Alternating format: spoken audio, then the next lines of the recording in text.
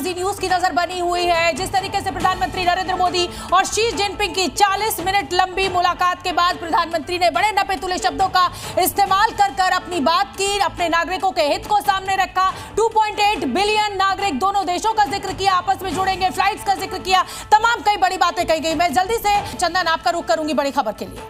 बिल्कुल शोभना जी, बड़ी खबर यही है कि भारत और चीन के बीच द्विपक्षीय जो बैठक हुई है उसमें प्रधानमंत्री नरेंद्र मोदी बोले हैं सीमा पर शांति के लिए सहमति बनी है। प्रधानमंत्री नरेंद्र मोदी ने बॉर्डर पर जो भारत और चीन के बीच डिसएंगेजमेंट हुई है उसको लेकर के समझौता हुआ है, ये भी बात कही है। और प्रधानमंत्री ने दोनों देशों के बीच सीधी उड़ान बहाल होने की जानकारी भी दी है। साथ ही साथ कैलाश मानसरोवर यात्रा फिर से बहाल हो रही है, यह भी जिक्र किया है। साथ ही साथ जो अहम बात कही गई है कि भारत और चीन के बीच सैनिकों की जो वापसी है उससे विश्वास बढ़ा है। आपसी विश्वास की बात कही है। भारत और चीन के बीच कहीं ना कहीं जो अविश्वास की खाई है उसे पाटना बेहद जरूरी है। तभी दुनिया के दो इतने बड़े देश जो सबसे ज्यादा आबादी वाले देश हैं, 2.8 अरब देशों के लोगों की आबादी वाले जो दोनों देश हैं, इनके बीच रिश्ते अगर मजबूत होते हैं तो पूरी दुनिया को फायदा हो सकता है। शोभना जी, निश्चित तौर पर प्रधानमंत्री ने भारत चीन संबंधों को लेकर के आधारशिला जो है वो रख दी है।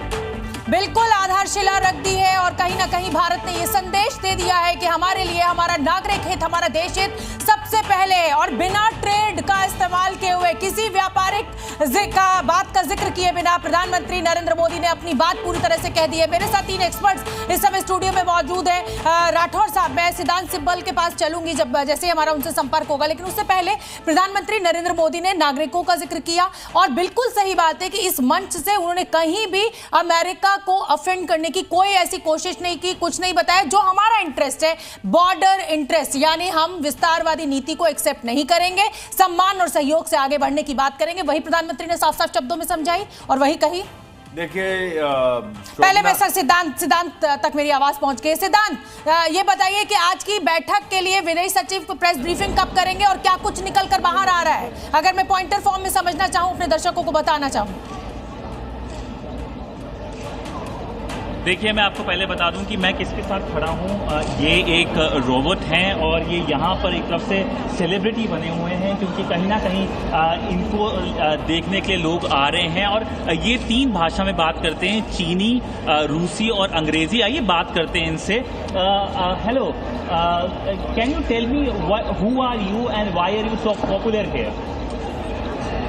As the official service robot for the SCO Tianjin Summit, my popularity likely stems from combining cutting-edge AI with genuine norms. I provide instant multilingual assistance.